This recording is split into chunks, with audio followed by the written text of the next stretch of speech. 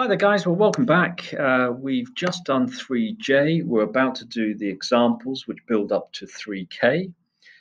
In 3J we did the factor theorem, the remainder theorem, synthetic division, and that was all building on top of a long division approach for division of polynomials. Okay, that which was the previous exercise. Okay, well the next exercise is just a little tweak to the remainder theorem, and it's talking about what happens when, instead of just having something like x to the power of 5 plus so many lots of x to the power of 4 and so on, what happens if on that leading term we don't have a 1, but we have, say for example, 3x to the power of 5. Well, then when you're doing your division, well, certainly if it factorizes rather, you'll end up getting ax minus b. So for example, you'll get a 3x plus or minus something in your leading bracket or in one of the brackets. And so we're essentially asking here, what happens if instead of dividing by x minus p, we're now dividing by ax minus p? How does that change the remainder theorem? Okay, remainder theorem incorporates the factor theorem, remember. Okay, it's just that little extension of it. Okay, so they're talking here about this corollary, and corollary is sort of a bolt-on extra bit to your original theorem. Now, sometimes you have corollaries and sometimes you have lemmas, and to be honest, I get a little confused about what the difference between those two things are, but they're generally little extensions from your main theorem. I just checked this one out online. It says a corollary is a proposition that follows from and is often appended to one already proved, so a theorem which has already been proved. Whereas a lemma, sometimes these things are called lemmas instead, whereas a lemma is a subsidiary or intermediate theorem in an argument or proof. So they're very, very similar, and you'll see in the next exercise they talk about a lemma instead of a corollary. To be honest, you don't need to worry about it too much. Okay, so I've just copied that one onto here, and you can see, well, let's just read it through. It says, given this polynomial, so normal polynomial here, set up in the normal fashion where we can't have the first term being equal to 0, we can't have 0 lots of x at the end, but the others could be. And it says, then the remainder when f of x is divided by this linear expression is f of b over a. Okay, well, remember last time round we had f of x is equal to our g of x, our divisor, times by the quotient of x plus our remainder.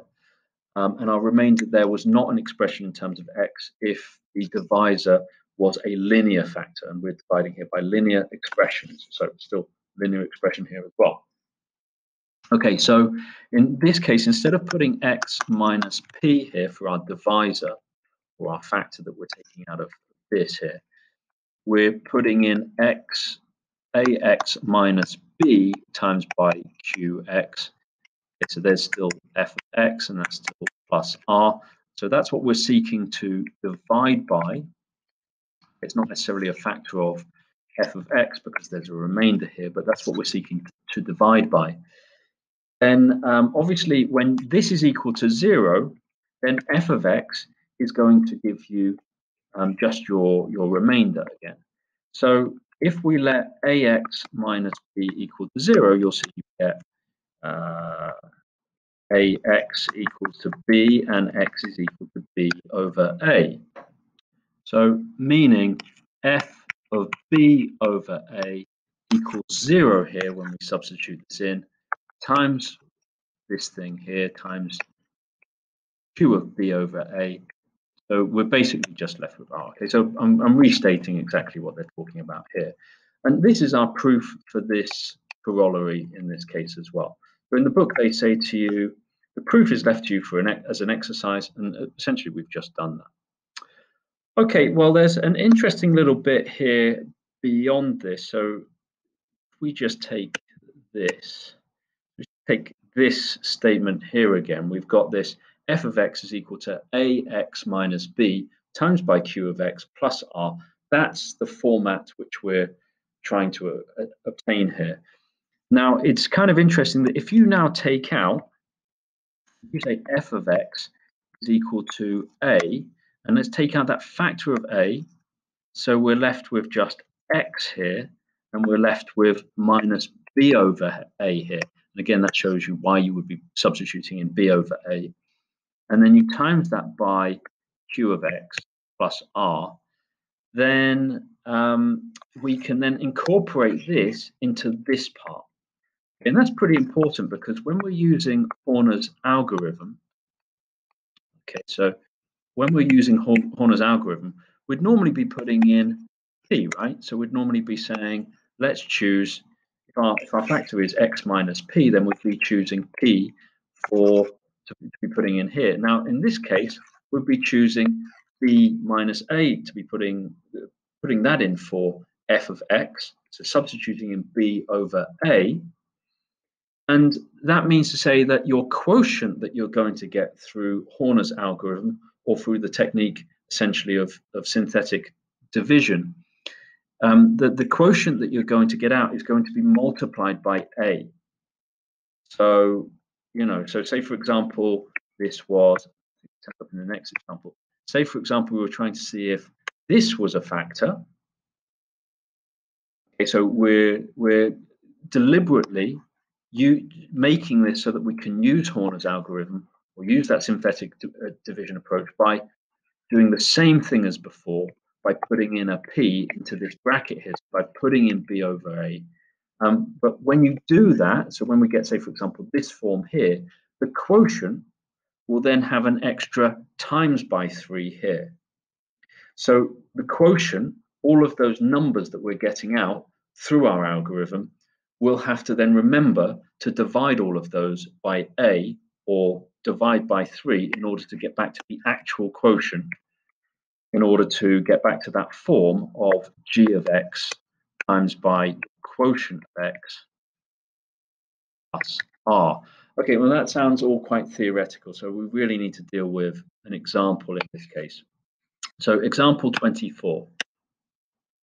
Okay, now, by the way, that little problem that I was talking about there, that's not an issue when we're using a long division approach for dividing polynomials. It's just an issue when we're talking about synthetic division. Okay, so let's have a look at this through synthetic division then. So it says, use synthetic division to find the quotient and the remainder when dividing by g of x is equal to 3x plus 1. So let's just set this one up to start off with. So we've got f of x is equal to, and we'll get our g of x here. And let's put in g of x, let's say that's 3x plus 1 times by the quotient of x and then plus r. So we're looking for the quotient and the remainder, those two things there. Okay, now, because we need to set up this form of x minus p in front, if you like, in order to use this synthetic division approach, we now need to change this by taking out that factor of 3. And I'm going to actually use 2 steps here. So we've got 3x plus 1 over 3, so plus a third there. So 3 in brackets, this thing here, times by q of x, and then plus r. And then I'm going to rewrite this again, just to be really clear. We're going to end up finding that our quotient of x has been multiplied, in this case, by 3. Okay, now whether you want to write this out every time or not is up to you. That's obviously the understanding behind this, but you might just remember the rule from Horner's algorithm to apply in that case. So now let's put in, just as before, we've got 6 minus 7 minus 15 and plus 1, or just putting in 1 at the end. Now we're going to put in, we need to put in here minus a third to make this equal to 0. Again, that's just telling us we've got ax minus b, then we're going to put in b over a. So in this case, we can see that, in fact, we need to put in minus a third here to make that right. So if you're remembering your rules, if you like to remember your rules and don't like to write it out every time, you've got to remember that we're essentially making this equal to 0. And in this case, you could say, well, okay, well, we've got a is equal to 3, b is equal to 1. and actually b is equal to minus 1 there, because we need minus 1 is equal to plus 1. And then you can do minus 1 divided by 3. To be honest, I would just be thinking, what makes this equal to 0? Okay, so we're substituting in f minus a third. That's what we need to do. That makes you have a 0 here. That ends up giving you the plus r. Okay, so the timesing thing that we're doing here with the algorithm is times by a third. And remember, when we're setting this up, we put a plus here, a plus here, a plus here, and an arrow here. We bring the 6 down to start off with. Again, we use this diagonal to say 6 times by minus a third is equal to minus 2 there. So minus 7 plus minus 2 gives us minus 9.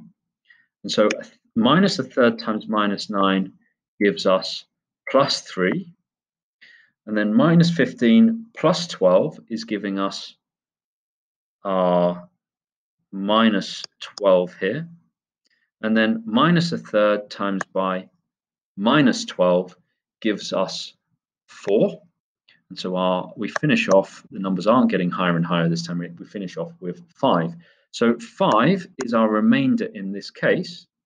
And this is almost our quotient. So we can say that 3 times our quotient, because remember we took out the factor of 3, then we absorbed it into this part, 3 lots of the quotient of x. So 3 lots of the quotient of x is going to give us 6x squared minus 9x minus 12. That's just coming from here. So now we can just divide that and say, well, the quotient of x is equal to a third of what we have here. So 2x squared minus 3x and then minus 4.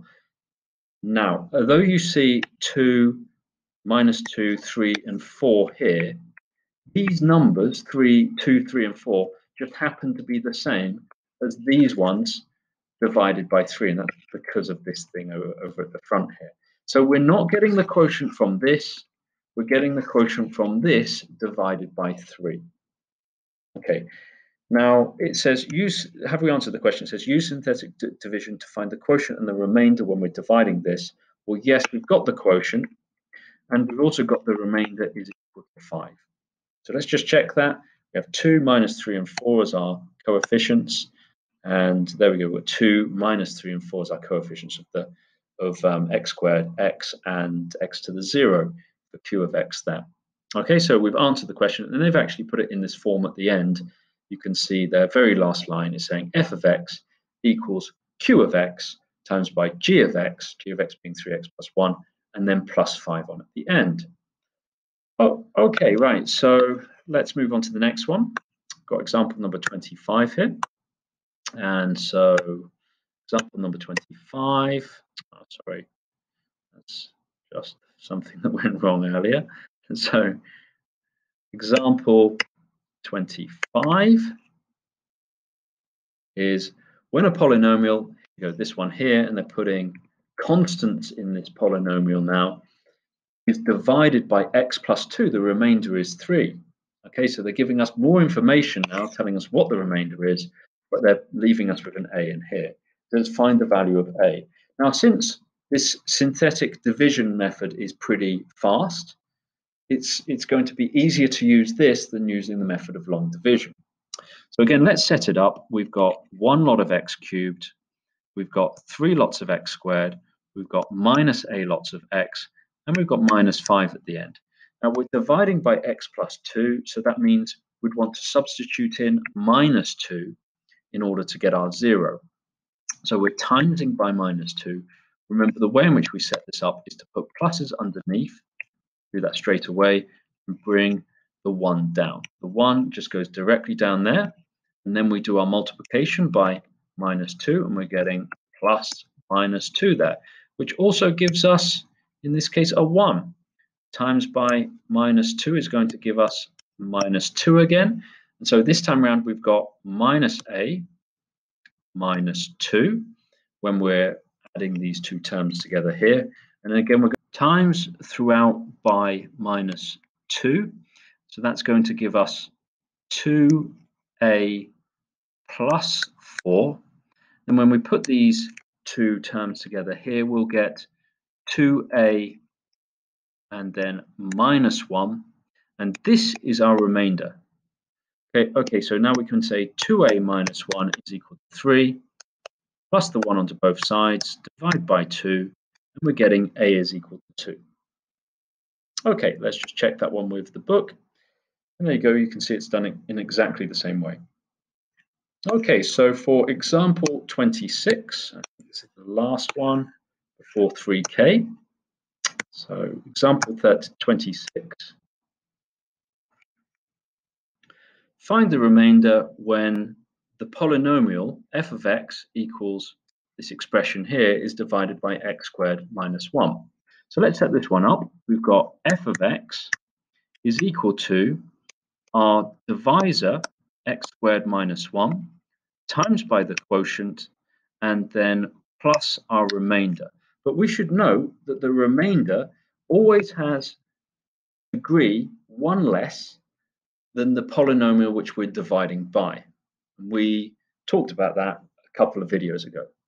So we're going to write here ax plus b.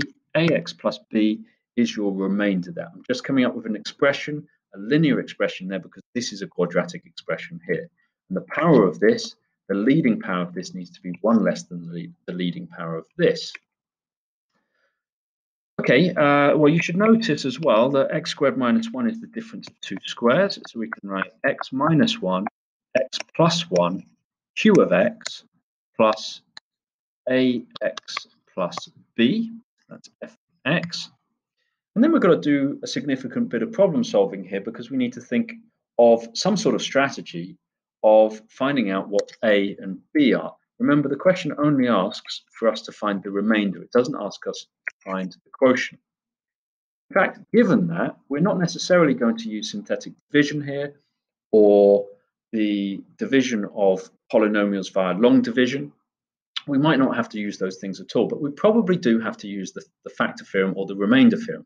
In fact, in this case, since we have a remainder, we're going to use the remainder theorem. And we can also see we don't need to use the extension to the remainder theorem. We don't have ax minus b here.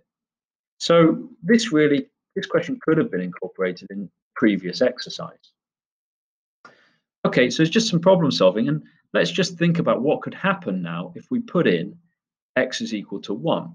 Now, when we put in x is equal to 1, this is going to disappear. You'll get a 0 here. That means the whole of this is 0, and you're just left with ax plus b. But remember, x is 1. So we've got a plus b there. Now, if we put in minus 1, the same thing is going to happen. But you'll notice there that instead of getting a plus b, because this will all disappear, minus 1 in here, instead of getting a plus b, we'll end up getting minus a plus b. Now, at that stage, you might be a little stuck. But remember, they've actually told you what the full expression is. So we could also put 1 into this expression here. Now, that's pretty straightforward, although it looks nasty.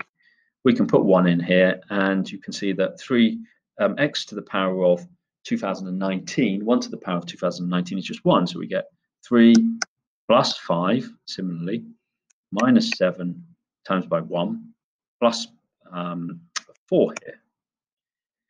Okay, so f of 1 is going to give us 5. Now, f of minus 1 is going to give us, well, again, it looks difficult, but it really isn't. We've got minus 1 to the power of an odd power is going to give us minus 1, and then times by 3 gives us minus 3. Likewise, the same thing with the next expression there.